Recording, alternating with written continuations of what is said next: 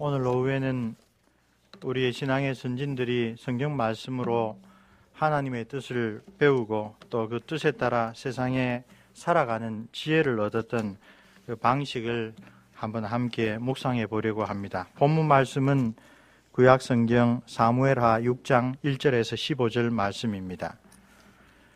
제가 가진 성경으로 471페이지에 있는데 우리 한 절씩 교독하여 사무엘하 6장 1절에서 15절을 읽고 그 연관된 성경과 비교해서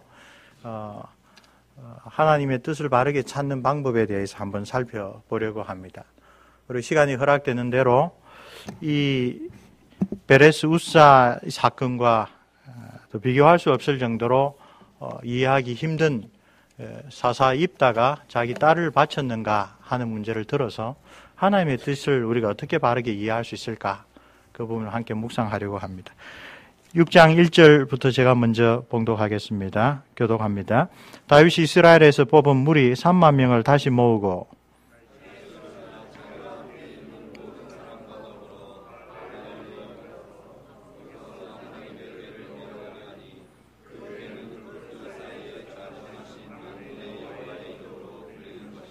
그들이 하나님의 궤를 새 수레에 싣고 산에 있는 아비나답의 집에서 나오는데 아비나답의 아들 우사와 아효가 그 새 수레를 모니라.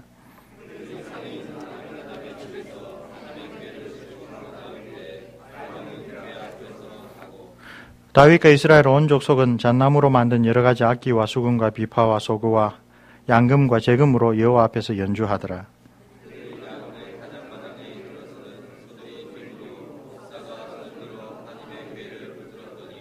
여호와 하나님이 우사가 잘못함으로 말미암아 진노하사 그를 그곳에서 치시니 그가 거기 하나님의 궤 곁에서 죽으니라.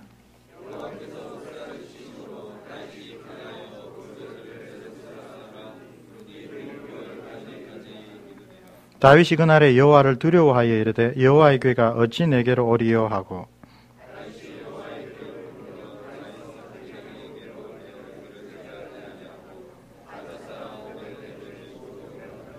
여호와의 궤가 가드 사람 오벳에돔의 집에 석 달을 있었는데 여호와께서 오벳에돔과 그의 온 집에 복을 주시니라.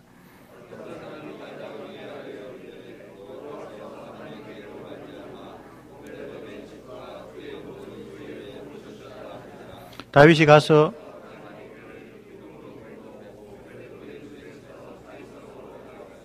여호와의 궤를 맨 사람들이 6걸음을 가매 다윗이 소와 살찐 송아지로 제사를 드리고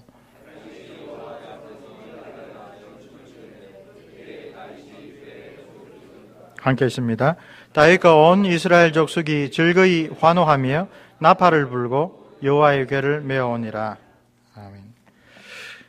사무엘하 6장에 있는 기록은 다윗이 통합 이스라엘의 2대 임금이 되고 난 다음에 여호수아 이래로 한 번도 이스라엘 백성이 차지하지 못했던 시온산, 지금으로 보면 예루살렘을 또 함락을 하고 그곳을 새로운 국가의 수도로 삼습니다. 그리고 사울 시절에는 하나님의 궤 앞에서 물어보지 않고 우리가 나라를 다스렸는데 이제 우리는 그렇게 할 수 없다.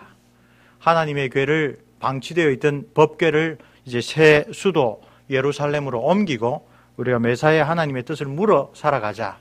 아주 좋은 의도로 자기 부하 3만 명, 우리 역대상을 보면 자기의 여러 천부장들, 백부장들, 제사장들, 레위인들, 많은 이 정치적이고 종교적인 참모들의 그 조언과 계획에 따라 국가적인 종교 행사를 벌인 것입니다. 그래서 타락한 제사장 홈니와 비너하스가 블레셋 사람들에게 빼앗겼다가 기적적으로 돌아온 후에 방치되어 있었던 이 언약궤를 새로 수도로 옮기는 국가적인 종교 축제의 와중에 일어난 비극을 여기서 이야기를 합니다. 우리는 하나님의 말씀을 깊이 이해하면서 특별히 한 가지 환원주의를 조심해야 될 필요가 있습니다. 사회나 교회에서도 우리는 종종 모든 일의 책임을 다른 사람의 탓을 삼거나 혹은 자기 자신이 다 짊어지려고 하는 환원주의에 빠집니다.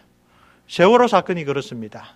선장이 잘못한 게 결정적인 실수일 겁니다. 그러나 선장의 잘못 때문에 그 일이 일어난 것은 아닙니다.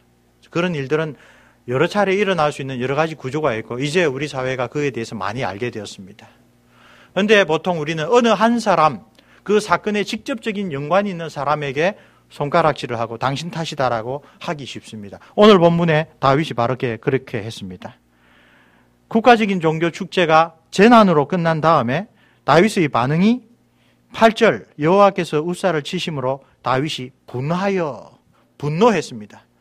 이 훌륭한 예식을, 이 훌륭한 예배를 하나님께 바치는 국가적인 이 축제를 저놈이 잘못해서 망쳤다. 분노했습니다. 그래서 그곳 이름을 페레스 우사, 우사를 하나님이 밀쳐내셨다. 이 페레스란 말은 우리 다말에게 난 쌍둥이가 세라가 먼저 나왔는데 뒤에 나온 애가 터치고 밀어제치고 나왔다 해서 페레스라고 붙였죠. 이 뒤에 보면 찢으셨다 혹은 충돌하셨다 이런 식으로 번역되는 히브리어 단어입니다. 하나님이 우사가 벗기에 손흔대는 것을 보고 밀어내셨다, 충돌하셨다, 찢어버리셨다. 그 사건을 보고 다윗은 저놈 때문이다 라고 해서 분노하여 그곳 이름을 페레스 우사라고 지었습니다. 우사 탓이라는 것입니다. 그런데 두 번째 반응은 왜 우리가 이렇게 하나님 앞에 좋은 뜻으로 온 국가가 다 동원되어서 예배드리는 것을 하나님은 이렇게 막으실까? 사실 우사가 무슨 잘못을 그렇게 크게 했을까? 두려워하였다. 그래서 석 달 동안 그 행사가 유예되는 것을 보게 됩니다. 우리 지금 성경을 먼저 한번 찾아볼까요? 역대상으로 넘어갑니다. 역대상에는 이 오늘 우리가 읽었던 15절이 2장에 걸쳐서 기록되어 있습니다. 역대상 13장과 15장에 걸쳐서 기록되어 있습니다. 이 본문을 묵상하면서 특별히 서울의 유명한 목사님 한 분이 사무엘 하 본문만 가지고 우사의 잘못을 대단히 강조하는 설교를 다른 성도들을 통하여 듣고 질문에 대답을 하는 일이 있었습니다. 아마도 다윗은 그 수레에 난간을 틀림없이 잘 장착했을 거다. 수레가 흔들려도 법궤가 땅에 떨어지지 않도록 잘 준비했을 것이다. 이거는 이제 성경에 없는 추측이죠. 그런데 우사가 마치 설레발을 쳐서 그것을 붙들었다. 우사 탓이다. 사무엘 하에 나와 있는 그 기록대로라면 우사 잘못인 것 같습니다. 그런데 역대상 15장을 한번 가보겠습니다. 15장 특별히 25절부터 한번 제가 봉독하겠습니다. 제가 가진 성경으로 634페이지 아래에 있습니다. 역대상 15장 25절. 이에 다윗과 이스라엘 장로들과 천부장들이 가서 여호와의 언약궤를 즐거이 메고 오벳 에돔의 집에서 올라오는데 이 부분이 두 번째 문제입니다. 15장 전체를 보면 레위인들 이름이 많이 앞에서 나옵니다. 왜 그럴까요? 다시 앞으로 가보면 15장 1절 다윗이 다윗성에서 자기를 위하여 궁전을 세우고 또 하나님의 궤를 둘 곳을 마련하고 그것을 위하여 장막을 치고 2절부터 같이 한번 읽습니다. 2절 3절요. 다윗이 이르되 레위 사람 외에는 하나님의 궤를 맬 수 없나니 이는 여호와께서 그들을 택하사 여호와의 궤를 메고 영원히 그를 섬기게 하셨음이라 하고 다윗이 이스라엘 온 무리를 예루살렘으로 모으고 여호와의 궤를 그 마련한 곳으로 메어 올리고자 하여 라고 두 번째 시도를 하면서 특별히 다윗이 뭐라고 이야기를 하고 있는지 13절을 보십시오. 레위인들 이야기를 쭉 명단을 하고 난 다음에 12절 그들에게 이르되 너희는 레위 사람의 지도자이니 너희와 너희 형제는 몸을 성결하게 하고 내가 마련한 곳으로 이스라엘의 하나님 여호와의 궤를 메어 올리라. 13절 같이 있습니다. 전에는 너희가 매지 아니하였으므로 우리 하나님 여호와께서 우리를 찢으셨으니 이는 우리가 규례대로 그에게 고하지 아니하였습니다. 석 달 후에 다윗이 변합니다. 우사 탓이 아니다. 페레스 우사가 아니라 하나님이 우리를 찢으셨다. 우리를 충돌하셨다. 우리를 페레즈 하셨다라고 고백합니다. 그리고 그 이유를 우사가 경황 중에 막 만졌던 그것에서 더 이상 탓을 돌리지 않고 우리가 하나님의 규례대로 하나님은 어떻게 예배하기를 우리에게 모세를 통하여 다 가르쳐 주셨는데 그 가르침에 따르지 아니한 우리 탓이다라고 회개하고 있는 것을 보게 됩니다. 석 달 동안에 다윗이 성경 말씀, 특별히 모세의 율법, 레위기를 열심히 읽고 묵상했던 것 같습니다. 혹은 자기의 종교 참모들과 함께 왜 우리는 좋은 뜻으로 마음을 다하여 하나님께 예배 드리려고 했는데 하나님께서 그런 참사를 일으키셨을까에 대하여 서로 의논했을 수도 있습니다. 어쨌든 그 결과는 우사 탓이다라는 것에서 100% 달라집니다. 우리 탓이다. 왜? 우리가 하나님이 기뻐하시는 방식으로 예배드리지 않았기 때문이다. 그러면 그 탓은 누구에게로 돌아갑니까? 이 국가적인 종교 축제를 누가 지시했습니까? 다윗이 했습니다. 누가 계획했습니까? 다윗과 그 참모들이 계획했습니다. 우사는 그야말로 옆에서 모시다가 날벼락을 당한 셈입니다. 물론 역대상 13장을 보면 아주 분명하게 이야기를 하고 있습니다. 역대상 13장 특별히 우사의 잘못을 이야기를 하는 것이 10절에 있습니다. 10절 말씀, 우사가 손을 펴서 궤를 붙들므로 말미암아 여호와께서 진노하사 치심해 그가 거기 하나님 앞에서 죽으니라. 우사가 잘못함으로 라고 사무엘 하에 나왔던 그 구절을 아주 풀어 쓰고 있습니다. 어떤 일이 있어도 궤에 손을 대어서는 안 된다라는 것을 우사에게 보여주었습니다. 우리가 입다와 더불어 함께 이야기를 하겠지만 이렇게 죽은 사람 지옥 갑니까? 성경은 거기에 대해서 전혀 말하지 않습니다. 아론의 큰 아들, 둘째 아들 나답과 아비후가 일주일 동안 회막에서 몸을 성결케 하고 첫 번째 제사를 드릴 때 하나님께서 그 제물을 받으시고 하늘로부터 불이 내려서 사람이 피운 불이 아니라 하늘로부터 불을 주셔서 곧 그 하나님의 언약궤 지성소에서 불이 나와서 제물을 살랐습니다. 그걸 보고 모든 백성들이 하나님 살아계시다는 걸 알고 엎드려 절할 때 분위기가 아주 고조되었을 때 나답과 아비후가 정해지지 않은 때에 정해지지 아니하는 불을 담아가 향로에 가서 나왔습니다. 그 예배 시간에 그런 순서가 없었다고 주석학자들이 말하죠. 성경의 표현대로라면 이상한 불을 담아서 나갔다가 하나님이 곧바로 그 제단에 불을 피운 그 불로 나답과 아비후를 바로 그날에 데려가셨습니다. 죽이셨습니다. 그리고 그 모세와 그 아버지 아론에게 하나님을 가까이 하는 자가 하나님이 얼마나 거룩한 자이신지를 알게 하기 위하여 벌을 내리셨다. 그러므로 그 두 아들이 죽은 것으로 곡하지 말아라, 애통하지 말아라 아주 엄중한 명령을 주십니다. 나답과 아비후는 지옥에 갔을까요? 성경은 그에 대해서 말하지 않습니다. 그렇죠? 그것은 성경이 우리에게 가르쳐 주지 않으므로 우리가 뭐라고 추측할 수 있는 범위를 넘어서는 것입니다. 단지 이 사건과 그 사건에서 하나님께서 강조하시는 것은 하나님은 거룩하신 분이고 거룩하신 하나님 앞에 나아가는 죄인인 우리는 우리 마음대로 나아가서는 안 되고 하나님이 기뻐하시는 방식대로 예배를 드려야 된다. 다윗이 깨달은 게 그것입니다. 하나님께서 자기의 거룩함을 온 백성에게 교회에 알려주기 위하여 이렇게 벌을 주시는 경우가 있습니다. 그 사람의 운명에 대해서 우리는 성경이 가르치지 않으므로 뭐라고 단정하여 말할 수가 없습니다. 그러나 그 사건이 분명히 우리에게 가르치는 것은 있습니다. 다윗이 깨달은 대로 하나님께 바르게 나아가려면 하나님이 기뻐하시는 길을 따라가야 된다. 그 길은 성경 안에 있다. 좀 전에 언급한 어느 유명한 서울의 목사님이 우사를 그렇게 비난하는 것은 사무엘 하 본문만 보고 이야기를 한 것입니다. 근데 역대상 13장과 15장을 보면 그 사건은 어느 한 사람의 잘못으로 환원하여서 이야기할 수 있는 것이 아닙니다. 그 사건은 하나님의 백성 모두에게, 하나님의 교회에게, 특별히 그 교회를 맡아 하나님 앞에 어떻게 예배드려야 되는가를 가르치고 솔선수범으로 모범 보여야 될 직분자들에게 하나님이 얼마나 거룩하신가를 아주 신랄하게 가르쳐 주시는 그런 사건으로 기록되어 있습니다. 우리는 구약의 여러 가지 사건들 가운데 특별히 천주교와도 다르고 유대교와도 다르고 심지어 루터교와도 달리 10계명 가운데 제2계명 내 앞에 다른 신을 섬기지 말라 하는 1계명은 누구에게 예배드릴까? 예배의 대상이라고 그랬죠. 제2계명은 그런데 그 하나님께 우리는 어떻게 예배드려야 되는가? 예배의 방법이라 그랬죠. 이 본문은 제2계명이 얼마나 중요한지를 가르쳐 줍니다. 하나님은 우리의 좋은 동기, 선한 의도로 하신 것도 때때로 이렇게 엄하게 책망하십니다. 왜요? 거룩하신 하나님을 우리 마음대로 생각하기 때문에. 그게 오늘날 우리가 깊이 한번 돌아보아야 될 첫 번째 교훈입니다.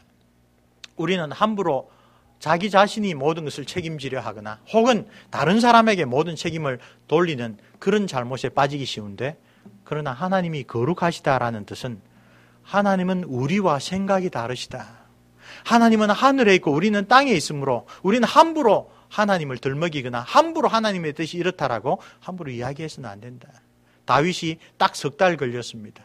왜 하나님이 우리의 선한 동기로 드린 예배를 그렇게 엄하게 거부하시고 벌하셨는가? 말씀 안에 하나님이 기뻐하시는 올바른 삶, 올바른 예배, 올바른 헌신이 있습니다. 이게 우리 종교교육자들이 우리에게 전해준 성경을 통하여 하나님의 뜻을 배우는 가장 기본적인 원리입니다. 성경은 성경으로 해석한다. 그렇죠? 사무엘 하 본문만 보면 우리가 베레스 우사라는 그 지명, 다윗이 어떻게 말하자면 성급하게 자기의 잘못을 깨닫지 못한 채로 주었던 그 이름에 현혹될 수 있습니다. 그러나 역대상 13장과 15장을 보면 그 3달 후에 다윗은 하나님의 뜻이 어디 있는지를 깨달았다. 그뿐만 아닙니다. 더욱더 깊이 깨닫습니다. 다시 역대상 15장으로 가보겠습니다. 역대상 15장 뒤에 보면 26절에 하나님이 여호와의 언약궤를 맨 레위 사람을 도우셨으므로 무리가 수송아지 7마리와 수양 7마리로 제사를 드렸더라. 비교하여 보면 다윗이 우리 3달 전에는 우리가 예배하는 방법을 잘못했으니 방법을 바꾸면 되겠구나. 그 정도로 깨달은 것이 아니라는 것을 분명히 보게 됩니다. 우리가 봉독했던 사무엘하 6장 13절을 보면 레위 지파 제사장이 딱 모세의 율법대로 메고 6걸음을 딱 갔습니다. 곧바로 스톱했습니다. 유대인에게 6 다음에 7은 의미 있는 수죠. 안식을 뜻하는 수입니다. 6걸음을 가니 다윗이 뭐라고 생각했습니까? 예전에는 우리가 율법을 안 지켰는데 이제 율법에 따라 절차, 예배의 방법도 제대로 하니까 잘 되는구나 라고 생각하지 않고 곧바로 멈추고 하나님이 우리를 받아주셔서 하나님이 레위 사람들을 도와주셔서 감사하다 제사를 드렸다고 합니다. 이 3달 동안 다윗이 얼마나 깊이 있는 회개와 묵상이 있었는지를 보여줍니다. 하나님이 정하신 법도대로 하면 언제든지 하나님께 나갈 수 있는 마치 그 자유통행권을 받는 존재가 우리가 아닙니다. 3달 전이나 3달 후나 우리는 여전히 하나님 앞에 죄인입니다. 그런데 하나님께서 엄하게 회초리를 들고 난 다음에 깨달았습니다. 단순히 절차상의 문제가 아니라 하나님께 예배 드리려고 했던 우리의 마음 자세가 문제구나. 우리 삶의 태도가 문제구나. 본래 하나님 앞에 함부로 나갈 수 없는데 우리가 우리 생각에 하나님이 좋아하시는 그 방법으로, 성경에는 기록되어 있지 않지만 구약학자들이 거의 다 동의하는 게 왜 법궤를 처음에 수레에 옮기려고 했을까요? 그 당시 뜨들썩한 유명한 기적적인 방법이어서 그렇습니다. 블레셋 사람들이 법궤를 어떻게 돌려보냈습니까? 바로 이 방법으로 돌려보냈습니다. 뭘 보기 위하여? 하나님의 법궤가 블레셋 지경에 있는 동안에 일어났던 많은 질병과 많은 참사가 우연히 왔는지 이스라엘의 하나님 야훼 때문에 왔는지 알기 위하여 젖이 나는 암소를 끌게 하고 송아지를 외양간에 두고, 그렇게 만약에 이게 우연이면 암소가 어디로 가겠어요? 외양간으로 가겠죠. 그런데 암소가 울면서 그 반대 방향인 이스라엘 지경으로 가는 걸 보고 전쟁에는 우리가 이겼지만 우리의 신 다곤이 이스라엘의 신 야훼보다 더 위대한 신은 아니구나. 그게 뜨들썩하게 사무엘서에 기록되어 있습니다. 아마 다윗과 그 참모들은 우리 이스라엘 백성뿐만 아니라 우리 교회뿐만 아니라 이방 백성, 교회 밖의 사람들에게도 유명한 이런 기적적인 방법을 사용하여 예배드리면 하나님께서 훨씬 영광 받으시겠지라고 생각했을 법합니다. 근데 하나님께서는 이방인들이 몰라서 할 때는 기적을 보여주셨지만 하나님의 백성, 하나님의 말씀을 들고 있는 자가 말씀을 참고하지 않고 말씀대로 살지 않고 내 소견에 옳은 대로 하나님께 예배드리려고 할 때 엄격하게 징계하시고 하나님이 받으시는 올바른 삶, 올바른 예배, 올바른 헌신이 따로 있으니 말씀을 통하여 배워라. 그리고 그것을 3개월 동안 묵상한 다윗에게 더 큰 은혜를 주셔서 우리가 본래 규칙대로 방법대로 정해진 절차대로 한다고 하나님이 다 받으시는 게 아니구나. 개혁교회의 예전은 참으로 아름답습니다. 근데 아름다운 예전을 우리가 지킨다고 해서 그게 다 하나님 받으신 예배가 아니구나. 전주교회 예전은 참으로 신비한 분위기를 자아냅니다. 성당에 들어가면 아주 거룩해지고 마음이 참 고요해지는 듯합니다. 그렇다고 해서 하나님이 기뻐하신 예배는 아니구나. 우리의 마음이 어디가 있는가. 그걸 하나님께서 보신다. 그걸 잘 표현해 주는 것이 6걸음을 걸어가는데 아무 일이 없으니 다윗이 바로 법궤를 멈추고 하나님께서 레위인들을 도와주셨다. 하나님께서 우리 예배를 받아주신다. 하나님께서 이 누추한 죄인인 우리들을 감히 예배의 자리로 불러주신다. 그것에 대하여 감사하고 제사를 드렸다. 그것이 이 두 본문을 비교하면서 베레스 우사 사건을 통하여 하나님이 그 당시 교회에, 하나님이 오늘 우리에게 원하시는 게 무엇인가를 바르게 배우게 합니다. 자, 오늘 묵상의 제목이 성경의 바른 이해입니다. 그 바른 이해의 아주 기본적이고 중요한 원칙이 성경에 기록된 내용이 혹 다른 곳에서 언급되면, 구약에 기록된 내용이 신약에서 해석되면 우리가 그것을 종합적으로 봐야 합니다. 환원주의는 특별히 우리가 교회에서 잘못 배우는 참 안타까운 습관 중에 하나입니다. 어느 한 본문에서 모범적인 것을 떼내가지고 막 설교를 합니다. 그것이 자기에게 다가올 그것만 바라보고 이야기를 합니다. 그러나 그러다 보면 하나님의 뜻이 어디 있는지 정작 성경이 가르치는 바는 우리가 잘 배우지 못할 수가 있습니다. 어느 한 곳에 매몰되고 어느 하나에 환원시키는 것, 그게 오늘 열심히 설교를 하고 열심히 들으나 우리 그리스도인들이 하나님의 뜻대로 하나님이 기뻐하시는 예배의 일, 빛과 소금으로 살아야 될 이 세상에서 일어나는 일들을 잘 판단하지 못하는 그런 연약함의 근원입니다. 성경은 성경으로 해석해야 됩니다. 부지런히 이 성경의 이 교훈이 또 66권의 성경 안에서 뭐라고 이해됐는지 우리는 부지런히 살펴야 합니다. 사사기 11장으로 한번 넘어가 보겠습니다. 좀 앞으로 갑니다. 제가 가지고 있는 성경으로 382페이지입니다. 11장에는 유명한 그 요단 동편의 그 세 지파 있죠. 르우벤, 갓, 므낫세 반지파, 그 지파를 길르앗이라고 보통 부릅니다. 길르앗에서 배출된 유명한 사사 입다의 이야기가 나옵니다. 암몬 자손이 쳐들어왔을 때 그 동족에게서 사생활하고 쫓겨난, 그리고 억울한 일을 당하여서 이스라엘 사회에서 살지 못하고 입다 밑에서 살았던 그 사람들이 이제 구원자로, 사사로 등장합니다. 그런 가운데 11장 29절부터 우리 한 절씩 교독합니다. 382페이지입니다. 이에 여호와의 영이 입다에게 임하시니 입다가 길르앗과 므낫세를 지나서 길르앗의 미스베에 이르고 길르앗의 미스베에로부터 암몬 자손에게 나아갈 때에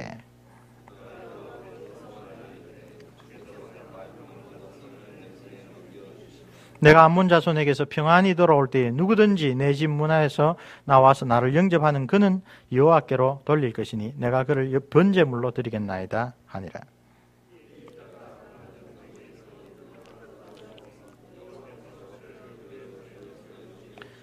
아로엘레스부터 민닛에 이르기까지 20성읍을 치고 또 아벨 그라밈까지 매우 크게 무찌르니 이에 암몬 자손이 이스라엘 자손 앞에 항복하였더라.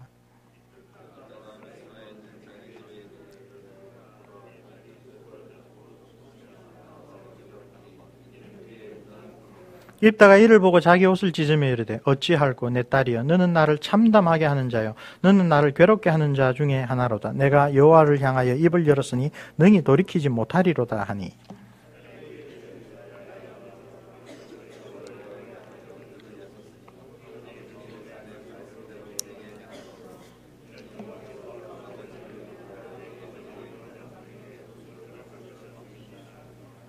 또 그의 아버지에게 이르되 이 일만 내게 허락하사 나를 2달만 버려두소서. 내가 내 여자친구들과 산에 가서 나의 처녀로 죽음을 인하여 애곡하겠나이다 하니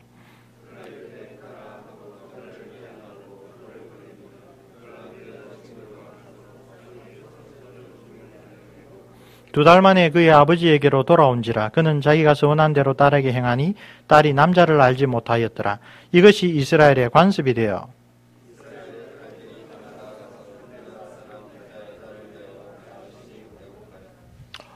오전에 이어서 홍길복 목사님 이야기를 좀 다시 해야 되겠습니다. 이 장신 출신이라 저하고 100% 의견이 같지는 않습니다. 목요일 아침마다 강의 시간 전에 교수 기도회를 진행을 합니다. 근데 1학기가 마치는 마지막 기도회 시간에 이 부학장님께서 갑자기 마지막 기도회 인도는 우리 교수님 중에 총신을 나온 교수님이 있는데 그 부인이 도서관장으로 사서로 있습니다. 그 사모님이 인도하라고. 여자도 성경 공부 인도해야 된다고. 앞에 다 목사들, 교수들 앞에 두고 이제 사모님이 기도회를 인도하게 되었습니다. 못한다고 했는데 해야 된다고. 그 부부가 얼마나 좀 당황했겠습니까? 총신 출신인데. 그렇죠? 그날 아침이 되었습니다. 이 사모님이 아주 지혜를 발휘해서 이 구절을 딱 읽고 평소에 제가 성경을 읽다가 정말로 힘들어하는 부분인데 여러 교수님의 고견을 구합니다. 설교를 교수님들에게 다시 돌려버렸습니다. 그래서 홍길봉 목사님을 비롯하여 저와 여러 교수들이 이 구절에 대하여 우리가 어떻게 해석하는 게 옳은가, 그것을 서로 나누면서 그 마지막 기도회를 진행을 했습니다. 베레스 우사 사건과는 비교할 수 없을 정도로 어려운 본문입니다. 제가 섬기는 학교는 좋게 말하면 에큐메니칼이고 나쁘게 말하면 그야말로 잡탕신학입니다. 시드니 칼리지 오브 디비니티라고 하는 그 콘소시움 안에 천주교 신학교도 있고 그릭 오르소독스 신학교도 있고 나사렛 신학교도 있고 코리안 스쿨 오브 시올로지도 있는데 우리 학교에는 장로교 목사, 고신층 목사가 학장이고 제가 있고 또 합동 측, 통합 측 목사가 부학장으로 홍길복 교수가 계시고 감리교 신학교에서 뭐 졸업할 때 1등으로 졸업했다는 노 목사님이 또 계시고 같이 사역하다 보면 성경에 대한 해석이 다른 것을 보게 됩니다. 특별히 감리교에서 나오신 그 목사님은 이런 구절을 보고 구약은 오늘 우리에게 별 쓸데가 없다. 그런 생각을 피력하기도 하고 참 그럴 정도로 이 난해 구절 중에 난해 구절입니다. 그러나 우리가 부족하지 말씀이 부족한 것은 아니고 우리가 연약하지 종교개혁자들이 하나님 말씀을 통하여 전해준 그 신학이 부족한 것은 아닙니다. 항상 우리가 연약할 뿐입니다. 이 구절에 대한 해석은 팽팽한 두 가지 해석이 있습니다. 특별히 유대 랍비들을 중심으로 입다는 결코 자기 딸을 인신공양하지 않았을 것이다 라고 주장하는 해석이 있습니다. 그 해석의 근거로 우리가 읽을 때 우리 성경에도 나와 있죠. 37절 보면 내 여자친구들과 산에 가서 나로 처녀로 다음에 죽음을 이란 말이 작은 글자로 되어 있습니다. 히브리어 텍스트에 죽음이란 말이 없기 때문에 그렇습니다. 이것은 해석하여서 덧붙여진 글입니다. 그리고 마찬가지로 38절에 그걸 허락하고 그 입다의 딸이 그 여자친구들과 가서 산 위에서 처녀로 그 다음에 죽음을 역시 작은 글자죠. 죽음이란 말이 없습니다. 그 다음에 40페이지 나흘씩 애곡하다라고 할 때 애곡하다라는 말은 여러 가지 단어로 해석되는데 영어 해석 중에 하나는 commemorate, 기념하다라는 뜻이 있습니다. 히브리 랍비들은 아주 분명하게 이런 구절들을 보고 입다가 특별히 암몬 자손과 싸우러 나갈 때 보낸 외교 문서를 보면 모세의 율법에 대하여 이스라엘 역사에 대하여 정통했던 이 사사가 자기 딸을 인신공양하는 하나님이 율법에 금하는 일을 했을 리가 없다. 그래서 아마도 실로에 있는 회막에 수종드는 여인들, 오늘로 말하자면 수녀님들처럼 평생 수절하는 삶을 살았을 것이다. 근데 그것을 왜 그렇게 슬퍼하느냐? 여기 보면 입다가 무남동녀 외딸이라고 하죠. 이제 대가 끊어지는 것입니다. 입다 가문에. 그렇죠? 그래서 구약적인 개념에서 자녀의 번창함을 하나님의 축복으로 보았던 그런 사고방식에 따르면 입다가 이제 자기 대가 딸로부터 끊어진다라고 하는 것 때문에 이렇게 참담하게 여겼다. 유대 랍비들은 이런 해석을 아주 강하게 주장합니다. 그리고 이것이 조직신학적인, 교회학적인 그런 관점에서도 뒷받침을 받습니다. 히브리서 11장을 보면 입다는 믿음의 영웅들 가운데 당당히 이름이 올라와 있습니다. 그리고 하나님은 구약의 하나님이나 신약의 하나님이나 변함없으신 분인데 자기의 자식을 인신공양하는 자는 이스라엘의 회중에서 끊어질 것이라 라고 모세를 통하여 저주하셨습니다.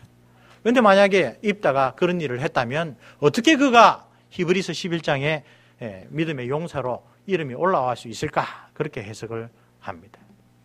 그런 쪽의 해석이 아주 강하게 있는 반면에 많은 구약학자들은, 그리고 제가 박사학위 논문을 쓴 버미글리 같은 종교교육 시절에 뛰어난 구약학자들은 여기 입다가 하나님께 서원하였다. 뭐라고 선언했습니까? 번제로 드리겠다. 이 말을 함부로 의역할 수가 없다. 그리고 딸이 아버지가 하나님께 서원한 그대로 하셔야 된다. 그리고 그런 관점에서 이 시대, 사사시대가 점점 뒤로 가면 갈수록 교회가 세속화되고 타락합니다. 하나님께 예배드리는 것이 과연 어떤 방식으로 예배드리는 게 좋은가를 성경에 따라 배우지 못하고 세상 방식으로 배운 게 있습니다. 뚜렷하게 나타난 게 미가서의 그 유명한 고백이 있죠. 내가 무엇으로 주님 앞에 제사를 드릴까? 천천의 강물, 강수와 같은 기름으로 드릴까? 그러다 못하면 내 몸에 난 열매로서 주께 드릴까? 내 몸에서 난 열매라는 게 바로 자식을 바쳐서 드리는 게 하나님 앞에 드리는 가장 지극정성의 제사라고 이야기를 합니다. 앞으로 가보면 아브라함이 이삭을 바치라고 하는 명령을 듣고 거의 잡을 뻔하지 않았습니까? 그런 이야기가 있을 수 있다. 이 사사시대는 하나님의 백성들도 하나님의 뜻을 잘 알지 못하여 여기 딸이 말하는 것처럼 하나님께 맹세했으면 그게 십계명을 어기는 일이라도 지켜야 된다라는 그런 사고방식으로 교회가 아주 영적으로 타락한 시대다. 그렇게 해석하는 게 또 개신교의 구약학자들 가운데 아주 강력한 의견으로 남아 있습니다.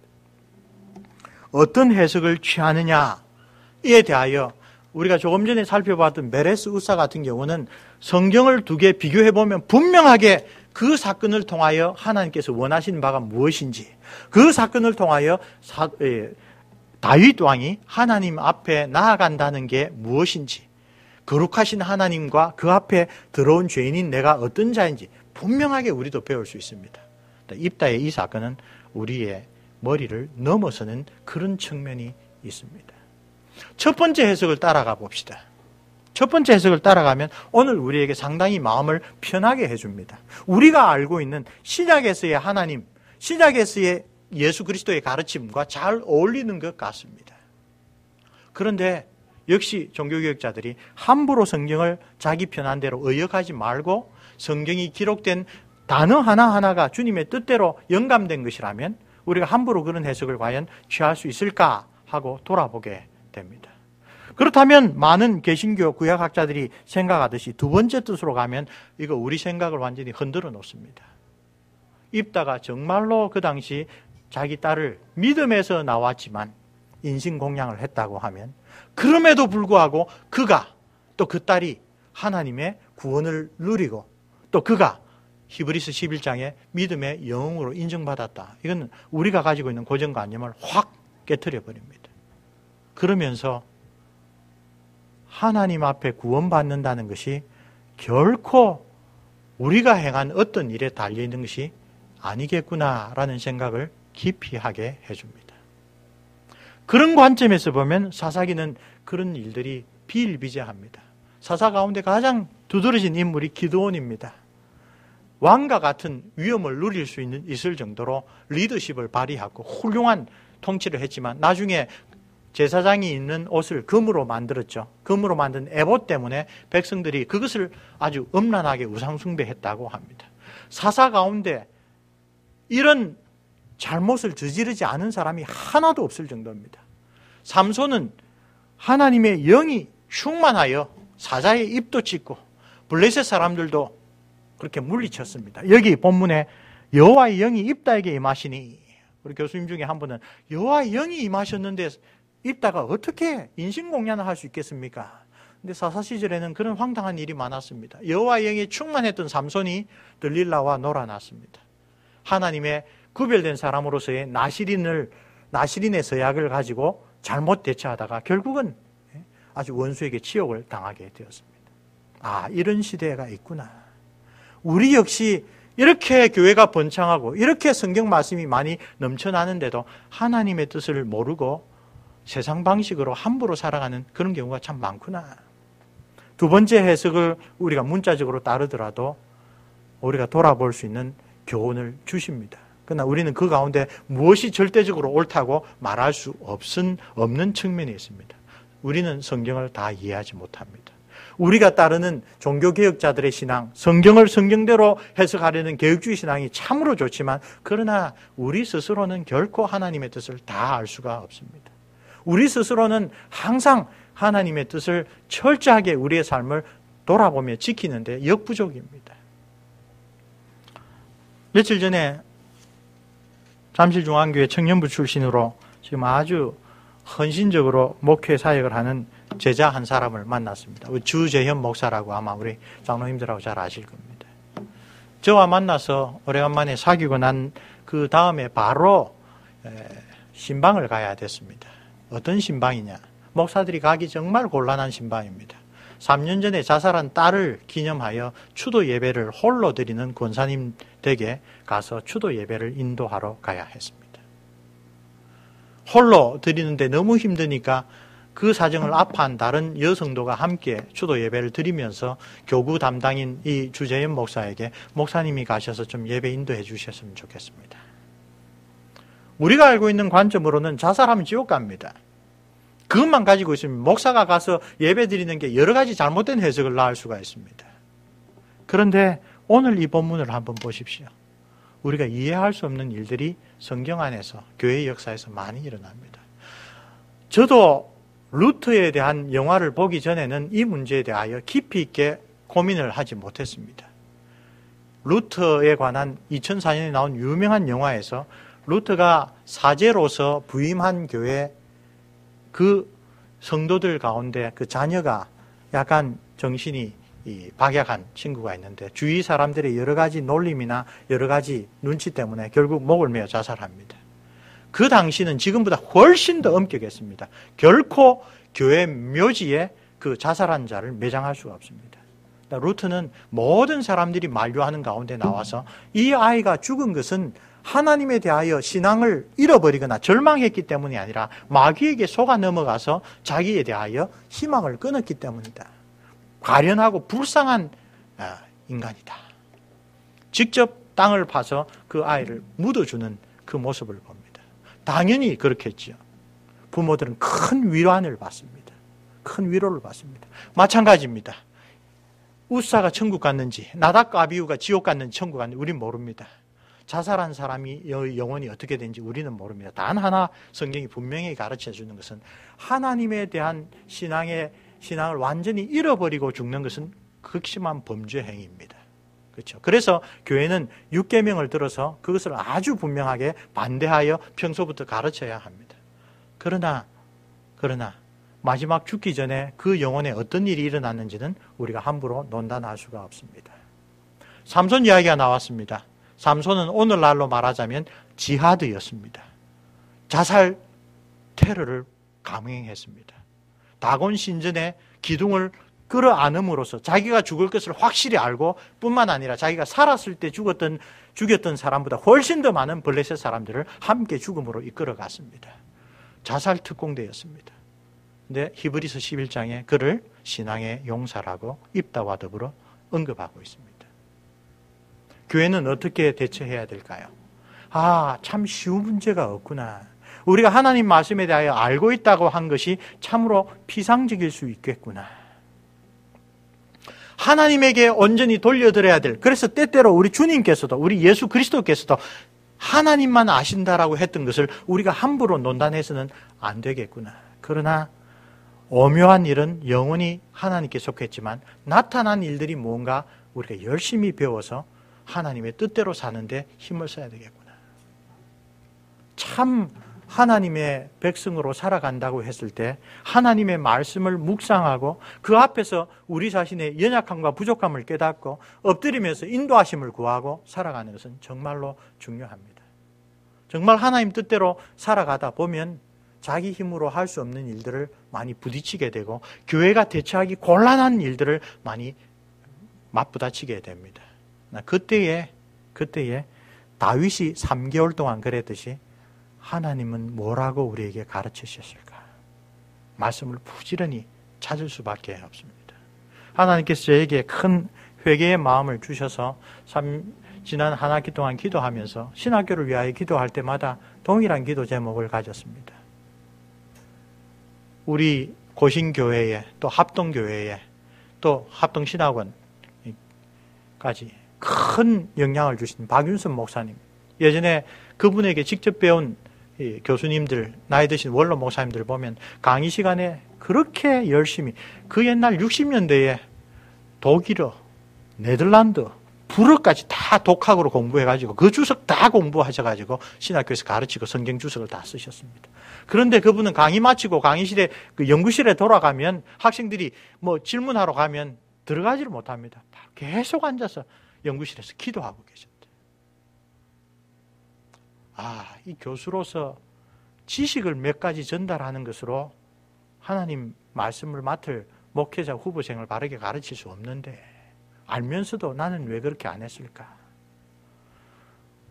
저와 저희 동료들이 그렇게 하게 해 주십시오. 우리 고려신학대학원, 합동신학교, 장신대, 우리 한국에서 목회자 후보생들을 양성하는 그런 학교들의 교수님들이 그런 박윤선 목사의 그런 모범을 가지고 기도하면서 가르치게 해 주시옵소서. 우리 목사님들이 정말 그 종교개혁자 선배들의 그런 뜨거운 마음을 가지고 하나님 말씀을 그렇게 깊이 파면서도 성도들의 그 일상생활에 다가오는 고민들을 정말 찾아내려고, 정말 애를 써서 그것을 해결하려고 하는 그런 마음을 가지고 하나님 앞에 헌신하게 해 주옵소서. 그냥 논리대로만 알면 자살한 사람들은 교회가 모른 척하면 됩니다. 그러나 그렇게 해서 영혼을 구원할 수가 없습니다. 그렇게 해서 상한 심령을 고칠 수가 없습니다. 아까 이야기했던 베레스 의사 사건을 해석했던 바로 그 목사님이 너무나 목회에 대한 마음을 빼앗겨서 천주교의 연옥설을 옹호하다가 결국은 그 교단에서 면직되고 독립하게 되었습니다. 그 정도까지 나가서는 안 됩니다. 그 역시 하나님의 분명한 말씀을 함부로, 현장에 대한 관심 때문에 말씀을 함부로 어기면 안 됩니다. 그러나 오늘 이 입다의 이야기를 함께 나눈 것은 우리의 고민, 목회자의 고민, 신학교수의 고민, 말씀을 가지고 하나님 뜻대로 사람을 사랑하기 위하여 살아가는 자의 고민은 항상 그 중간에 있다는 겁니다. 성경이 분명히 말하는 원칙을 우리가 함부로, 성경이 분명히 가르치는 교리를 우리가 함부로 이렇게 저렇게 어지럽힐 수는 없습니다. 그런데 우리가 알고 있다고 하는 것이 상당히 피상적이고 일방적이다라는 것을 우리는 깨달아야 합니다. 다윗이 3개월 만에 깊은 뜻을 깨달았듯이 우리도 우리의 삶 가운데, 우리의 교회 생활 가운데 부딪히는 문제들에 대하여 하나님이 정말로 우리에게 원하시는 게 뭔가를 가지고 깊이 있게 묵상하고 엎드릴 줄을 알아야 합니다. 사랑하는 성도 여러분, 성경의 바른 이해는 우리의 지식을 위한 것이 아니라 내가 하나님 앞에 바르게 살고 우리 교회가 하나님 앞에 바르게 살고 정말 하나님이 필요한 사람에게 하나님의 사랑과 진리를 전해주기 위하여 우리가 계속 노력하고 구하고 기도해야 될 내용입니다. 그런 말씀이 풍성하게 우리의 삶 가운데 나누어지기를 주님의 이름으로 기원합니다. 기도하겠습니다. 은혜로우신 아버지 하나님, 오늘 오후에 주님께서 귀하게 들어서신 종 다윗의 일화와 또 그 말씀이 흐려졌던 어두운 시절에 하나님의 종으로 우뚝 서 있었던 입다의 어려운 일을 함께 묵상하는 가운데 하나님 아버지, 하나님의 말씀을 우리가 얼마나 진지하게 묵상하고 우리의 삶을 그 말씀에 비추어 보며 또 우리의 발에 등이요 길에 빛이 되는 그 율법을 얼마나 우리가 사랑하며 붙잡아야 하는지를 다시 한번 생각하게 됩니다.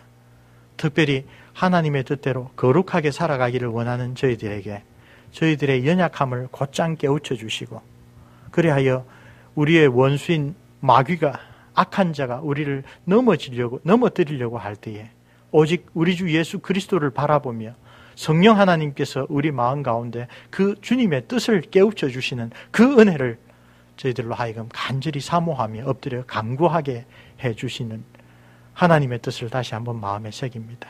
우리 사랑하는 온생명교회가 그 하나님의 말씀을 간절히 붙잡고 나아가는 복된 교회가 되게 해 주옵소서. 우리 성도들 한 사람 한 사람이 삶 가운데 하나님은 왜 나에게 이런 일을 정말 겪게 하시던가, 하나님은 나에게 이런 상황에서 무엇을 구하며 엎드리게 하시던가 기도하며 말씀을 묵상하는 그러한 복된 삶을 실천할 수 있도록 도와주옵소서. 무엇보다도 우리를 사랑하사 독생자를 주신 하나님을 항상 마음 가운데 붙들고 살아가게 해 주옵소서. 그 사랑 잊지 않고 항상 의지하며 하나님께로 나아올 수 있도록 도와주시옵소서. 그래야 정말 하나님께서 살아계시듯이 하나님이 우리를 위하여 예비하신 영원한 그 나라를 바라보면서 우리가 동일한 믿음의 걸음으로 한 걸음 한 걸음 그 나라를 이 땅에서 실현하며 하나님의 뜻을 수종들며 살아가는 참 하나님의 친백성이 될 수 있도록 축복해 주시옵소서. 우리 주 예수 그리스도 이름으로 기도드립니다. 아멘.